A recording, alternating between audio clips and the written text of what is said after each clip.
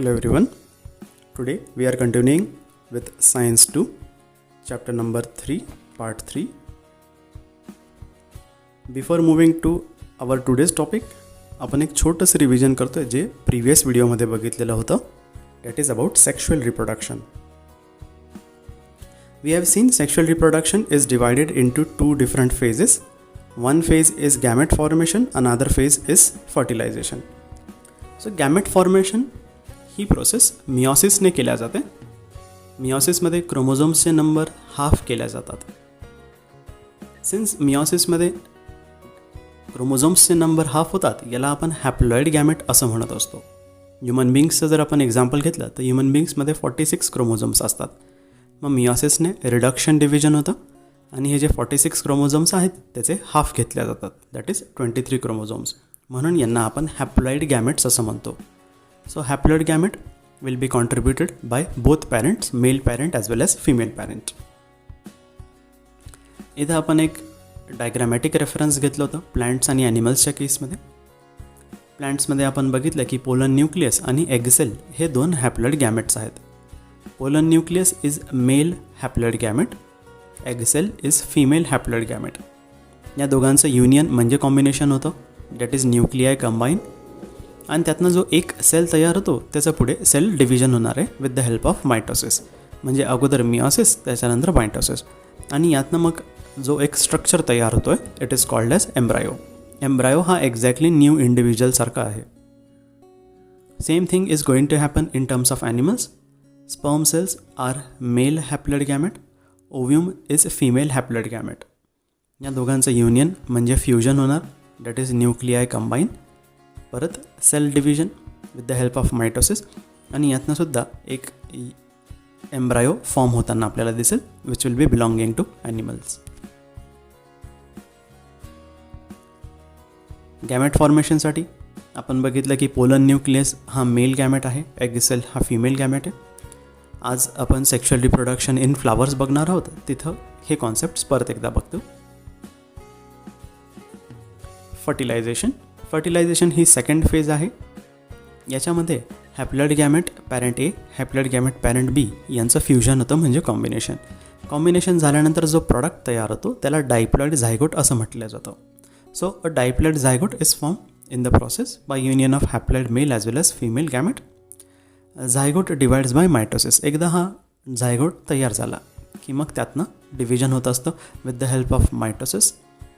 आणि multiple time repeated division झाल्यानंतर झायगोटचं पुढे कन्वर्जन होणार आहे एम्ब्रायोमध्ये. Embryo develops to form a new individual. हे परत एक व्हिज्युअल रिप्रेझेंटेशन आहे. That how haploid gamete is contributed by both parents. गॅमेटचे पुढे ब्रॅकेटमध्ये एन लिहिल्या गेले कारण की ते हॅप्लॉइड गॅमेट आहे. दोघांच्या युनियनच्या प्रोसेसला आपण फर्टिलायझेशन असं म्हणतो.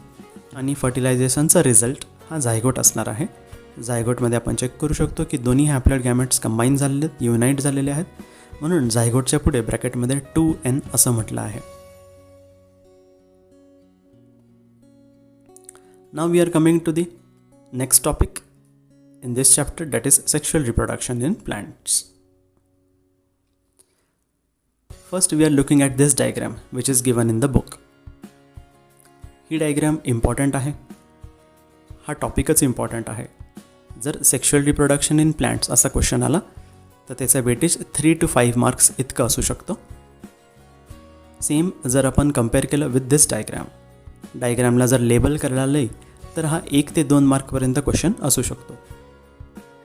We will start with the bottom part, that is pedicel. आणि मग तिथून आपण क्लॉकवाईज मूव्ह करू. सो पेडिसेल आपण चेक करतोय. हा सपोर्टसाठी असलेला एक कॉम्पोनंट आहे. याला स्टॉक असं म्हटलं जातं, STALK स्टॉक. ज्या फ्लावर्सकडे स्टॉक प्रेझेंट असतो सपोर्टसाठी त्यांना आपण पेडिसिलेट म्हणत असतो. असेही काही फ्लावर्स आहेत ज्यांच्याकडे असा स्टॉक नसतो सपोर्टसाठी, त्यांना आपण सेसिल असं म्हणतो, SESSILE सेसिल. त्यानंतर क्लॉकवाईज जर आपण वरती आलो तर आपल्याला कॅलिक्स दिसेल. कॅलिक्स नंतर वरती आहे कोरोला. कोरोलाच्या शेजारी आहे stigma, style, ovary. Stigma, style, ovary या तिघांना क्लब करून तयार झालेला आहे गायनेशियम. ओव्हरीच्या खाली आहे अँथर, अँथरच्या खाली आहे फिलामेंट. अँथर आणि फिलामेंट हे दोघं क्लब करून झालेले आहेत अँड्रोशियम.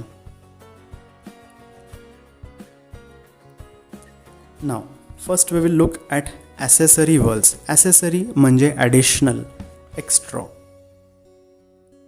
जे इम्पॉर्टंट नाही आहेत किंवा जे एसेन्शियल नाही आहेत अशा वर्ल्सला आपण ॲसेसरी म्हणत असतो. WHORL whorl. वर्ल म्हणजे पार्ट, ऑर्गन असं आपण त्याला सिनॉनिम म्हणू शकतो, जवळ मॅच होणारा वर्ड म्हणू शकतो. इथं आपण बघतोय Corolla as well age calyx याला नाव दिलेलं आहे ॲसेसरी वर्ल्सचं. सो ॲसेसरी वर्ल्सचं काम असणार आहे प्रोटेक्शन ऑफ इनर वर्ल्स. हे दोन्ही आतमध्ये जे प्रेझेंट असलेले वर्ल्स आहेत त्यांना प्रोटेक्शन प्रोव्हाइड करणार आहेत. आतमध्ये गायनेशियम आणि अँड्रोशियम आहेत. तर गायनेशियम आणि अँड्रोशियम यांना प्रोटेक्ट करण्याची जबाबदारी ही कोरोला आणि कॅलिक्स यांची असते, म्हणून त्यांना आपण ॲसेसरी वर्ल्स असं म्हणत असतो. कॅलिक्सचे जे मेंबर्स आहेत त्यांना सेपल्स म्हटलं जातं, म्हणून कॅलिक्सच्या खाली ब्रॅकेटमध्ये सेपल्स असं लिहिलेलं आहे. यांचा कलर ग्रीन असतो. सिमिलरली कोरोलाचे जे मेंबर्स असतात त्यांना पेटल्स असं म्हटलं जातं, म्हणून कोरोलाच्या पुढे ब्रॅकेटमध्ये पेटल्स लिहिलेलं आहेत. पेटल्स म्हणजेच पाकळ्या, आणि वेगवेगळ्या फुलांच्या पाकळ्यांचा कलर हा वेगवेगळा असतो.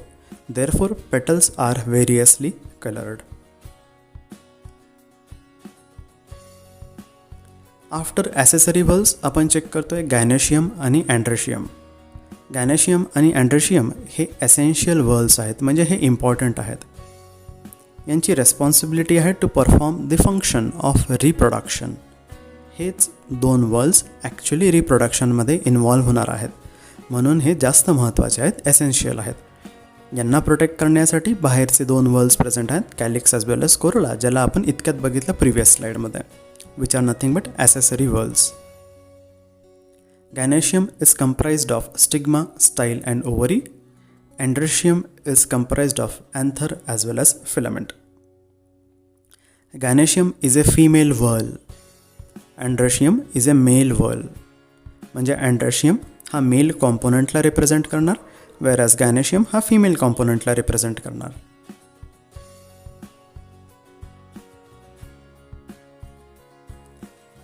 Now a flower is called as bisexual if both whorls, that is Androecium and Gynoecium, are present in the same flower.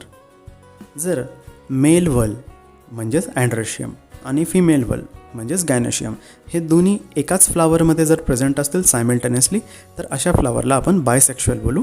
Example hibiscus. आणि या उलट ज्या फ्लावरमध्ये फक्त एकच whorl प्रेझेंट असेल त्याला युनिसेक्शुअल असं म्हटलं जाईल. A flower is called as unisexual if any one of the two whorls is present in the flower. म्हणजे if only androecium is present, जर फक्त अँड्रोशियम प्रेझेंट आहे तर तो मेल फ्लावर असणार आहे, कारण की मेल whorl रिप्रेझेंट होतो आहे. And if only gynoecium is present, फक्त गायनेशियम प्रेझेंट असेल, then the flower is female flower. Example आहे papaya.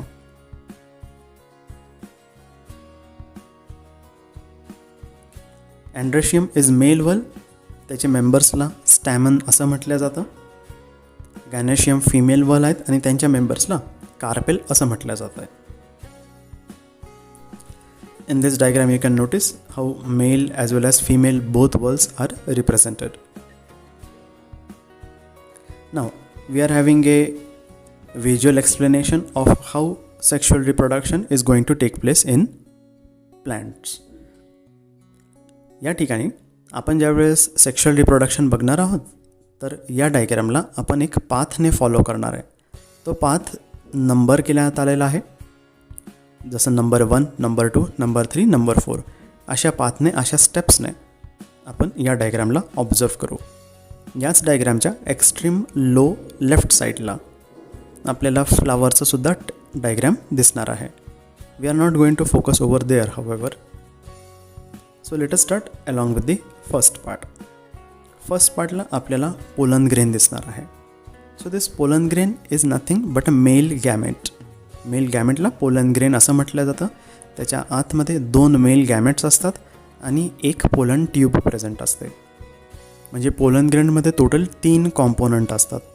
1 pollen tube, 2 male gametes. Pollen grain कुठे प्रेझेंट आहे? तर पोलन ग्रेन हे अँथरमध्ये प्रेझेंट असतात. अँथर आणि फिलामेंट हे दोघंही अँड्रोशियमचे कॉम्पोनंट आहेत आणि अँड्रोशियम हा मेल व्हर्ल आहे, WHORL whorl. So anther will produce pollen grain आणि हे पोलन ग्रेन रिलीज केल्या जातात बाय दी अँथर. पोलन ग्रेनचं वेट खूप कमी असतं. They are light in weight and that's why they will travel in the air very easily. म्हणजे या पोलन ग्रेनचं वेट इतकं कमी असतं की एअर, विंड, वॉटर कोणीही त्यांना इझिली कॅरी करू शकेल.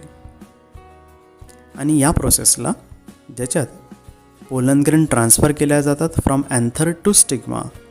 Pollen grains are transferred from anther to stigma. It's called as pollination. या प्रोसेसला पॉलिनेशन असं म्हटलं जातं. आपण राईट हँड साईडला बघतोय स्टिग्मा, स्टाईल आणि ओव्हरी. स्टिग्मा, स्टाईल आणि ओव्हरी हे तिन्ही फिमेल कॉम्पोनंट्स आहेत. They are belonging to gynoecium. Gynoecium is a female व्हर्ल.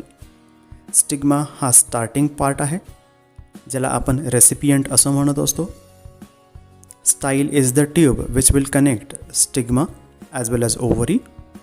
Ovary हा बेस पार्ट आहे गॅनेशियमचा. ओव्हरीच्या आत बरेच ओव्ह्यूल्स प्रेझेंट आहेत आणि ovules can contain haploid egg cell as well as polar nuclei. So आपण इतक्यात बघितलं की pollen grain will land on stigma. But since pollen ग्रेनचं वेट खूप कमी आहे त्याचं तिथं राहण्याची प्रोबॅबिलिटी ही खूप कमी असते. It might fly away. That's why the stigma needs to have some mechanism by which it can hold that pollen grain to itself. स्टिग्माला एक असं मेकॅनिझम तयार करावं लागतं ज्याच्याने पोलन ग्रेन तिथंच प्रेझेंट राहील. And that's why the terminal of stigma becomes sticky. पॉलिनेशनच्या वेळेस स्टिग्मा टर्मिनल हे स्टिकी होऊन जातं आणि स्टिकीनेसमुळे हा पोलन ग्रेन तिथं चिपकून राहतो. At certain time pollen grain will burst. Pollen grain open होतं ज्याला आपण जर्मिनेशन असं म्हणतो आहे आणि पोलन ग्रेनमधनं पोलन ट्यूब ट्रॅव्हल करायला लागेल. Pollen tube will travel through style. आता जे आपलं एक्सप्लेनेशन चालू आहे ते स्टेप नंबर 2 ते स्टेप नंबर 3 याच्यामधलं एक्सप्लेनेशन चालू आहे which could also be represented by a pink colour arrow. So pollen tube will travel from stigma through style up to the ovary आणि याच पोलन ट्यूबमधनं 2 मेल गॅमेट्स रिलीज केल्या जातात from the pollen grain.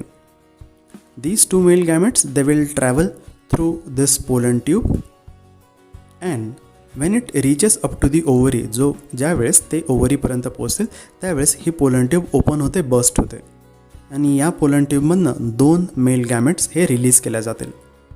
डायग्राममध्ये आपल्याला pollen tube पण दिसत आहे आणि त्याच्यासोबतच 2 मेल गॅमेट दिसतात. These 2 male gametes are named over here in diagram as sperm nuclei. डायग्रामच्याच बेस पार्टला एक डॉटेड सर्कलमध्ये ओव्ह्यूल आपल्याला दिसणार आहे. Ovary contains 1 or many ovules and these ovules are going to contain egg cell along with polar nuclei. Now we have seen that there are 2 sperm nuclei or 2 male gametes. So first male gamete will combine with egg nucleus. It will form zygote. याच zygoteचं पुढे division आणि conversion एम्ब्रायोमध्ये होत असतं.